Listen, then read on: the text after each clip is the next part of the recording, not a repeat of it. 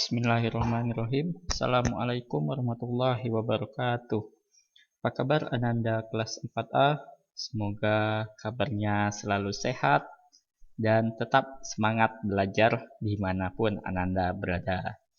Baiklah, Alhamdulillah saat ini kita sudah masuki tema 3, subtema 2, pembelajaran 4. Nah, jadi sebelum kita masuki pembelajaran kita pada pagi hari ini, marilah kita membukanya bersama-sama dengan melafazkan basmalah.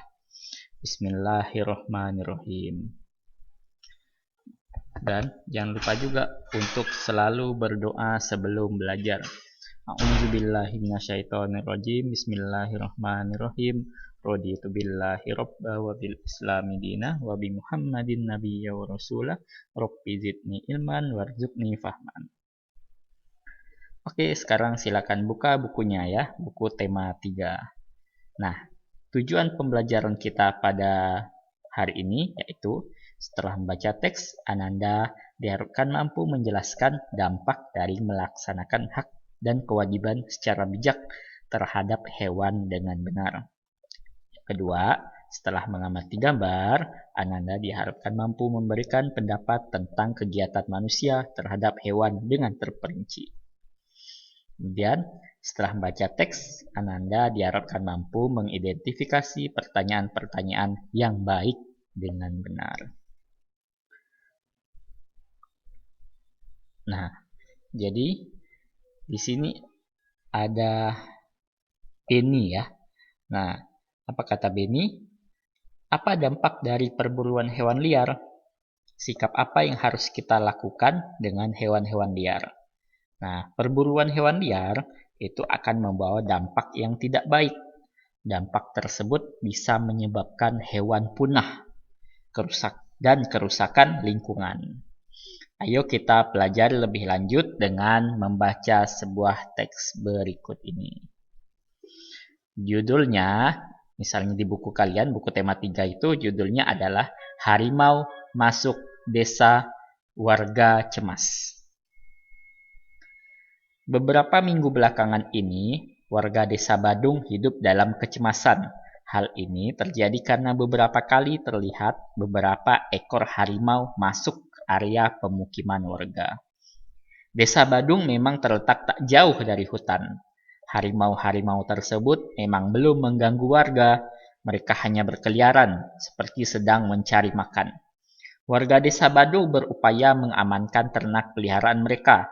Ketika malam tiba, warga pun bergantian melakukan ronda untuk menjaga agar harimau-harimau tersebut tidak mengganggu. Sesungguhnya apa yang terjadi pada warga sudah lebih dahulu dirasakan oleh harimau-harimau penghuni hutan tersebut. Warga memang sering masuk ke hutan dan melakukan penebangan hutan untuk memperluas ladang kopi mereka. Tentu saja hal ini mengakibatkan habitat hewan hutan semakin sempit. Hak hidup hewan yang menjadi penghuni hutan terganggu. Pohon-pohon yang menjadi sumber makanan hewan-hewan kecil dirusak. Akibatnya, hewan-hewan kecil tersebut mencari makan di tempat lain. Hewan besar seperti harimau yang memangsa hewan kecil pun kehilangan haknya untuk mencari makan di habitatnya sendiri. Naluri untuk meneruskan kehidupanlah yang membuat harimau-harimau tersebut kemudian mencari makan ke tempat lain. Itulah sebabnya harimau pun masuk ke desa Badung. Nah, jika demikian, apakah harimau yang mengganggu hak hidup warga desa Badung atau justru warga desa Badung yang mengganggu hak hidup harimau di hutan? Manusia dikaruniai akal budi, pekerti, dan kebijaksanaan.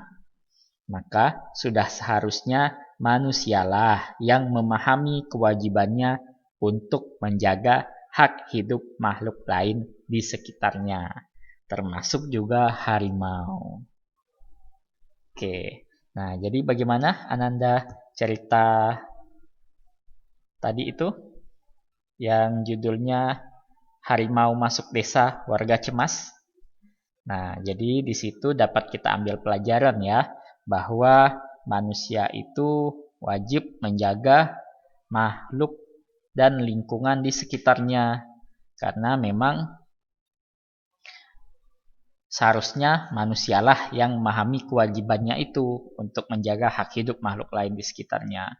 Termasuk harimau, termasuk orangutan, termasuk hewan peliharaan kita sekalipun yang dekat dengan kita, misalnya kucing, ayam, burung, ikan, dan lain-lain. Termasuk juga tumbuhan ya, tumbuhan di sekitar tanaman. Nah, itu harus selalu kita jaga dengan baik. Apakah Ananda di rumah sudah melaksanakan kewajibannya, menjaga tumbuhan di sekitar dan menjaga hewan peliharaan ataupun makhluk hidup sekitarnya? Nah, alhamdulillah kalau sudah ya. Kalau belum, masih belum terlambat untuk melakukannya.